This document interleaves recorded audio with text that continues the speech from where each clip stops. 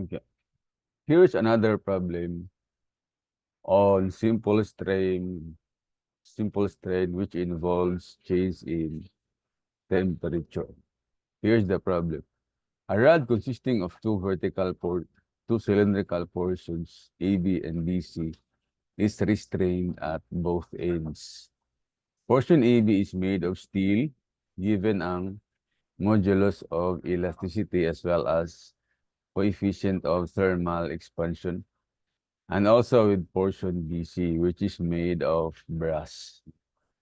Knowing that the rod is initially unstressed, determine the compressive force induced in ABC when there is a temperature rise of 80 degrees Celsius. Now, I had a similar problem about this one, pero that problem has an initial gap sa endpoint sa bar and the wall and the support. But for this one, walay gap. Okay, so this is what we are going to do. Okay, let's consider the both both members, um, steel and brass, AB and BC. So first to do is i-detach nato siya sa wall, sa support. I-allow nato na mo expand since temperature rise man. So increase in temperature. So mo expand ni. So i-detach na to. I-allow na to expand. Like this one. I-detach and then expand. Oh, okay. Expand na. Now, the change in length is due to temperature, delta T. Okay, delta T. Now, after sa delta T, mag-introduce ka og imaginary na compressive force. Imo na po ning i-compress para mabalik sa original na position. Okay, so imo na iduot mabalik sa original position. So, ang shortening nimo ana delta A due to axial force, no? And from the figure, makita na to na equal sila. Delta T is equal to delta A.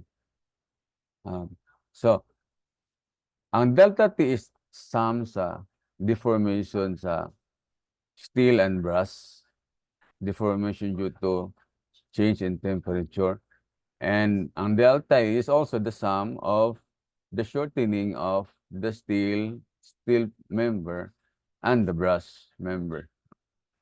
Okay, so here's our equation. For delta T, the formula is alpha times L times delta T. So, for steel, we have this alpha. Ang length niya is 250. Ang delta T, change in temperature, is 80. Sa brass, alpha niya is 20.9 times 10 raised to negative 6. Ang length niya, 300. And then change in temperature. And the value is this, 0.7356. Okay.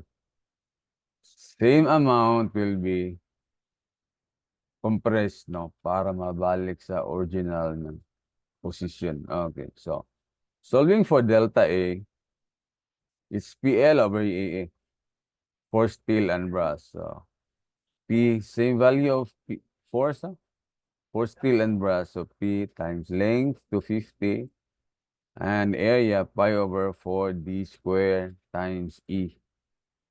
Ang unit nato sa E must be in megapascal para Newton per millimeter square. That is why you multiply siya og 1,000. And this is for brass. P times length niya 300 and ang diameter 50. Modulus of elasticity 105 gigapascal. So the result is this. In terms of P, and then ang compatibility equation equal sila. Delta A is equal to delta T. So ipang substitute na to and ma-solve na to ang P. And the value of P is 228,199.16 or simply 228.2 kilo newtons. Okay. So, that's it. So, I hope na naamon na learn aning short na video. You can compare the value sa katong isa ka video wherein ay gap para makita ninyo unsay difference sa solution. But the idea here, pag na-change in temperature is, una, i-detach nimo siya sa isa ka support, i-allow nimo nga mo expand or mo contract depende sa change in temperature. Increase ba siya o decrease. And then after nimo siya ipa-expand or ipa-contract, i-pull nimo or i-push nimo balik sa original na position or sa wall. Oh. And then from there, i-compare nimo ang mga deformation and mo na imong compatibility equation to solve for the unknown. Okay, so thank you for watching.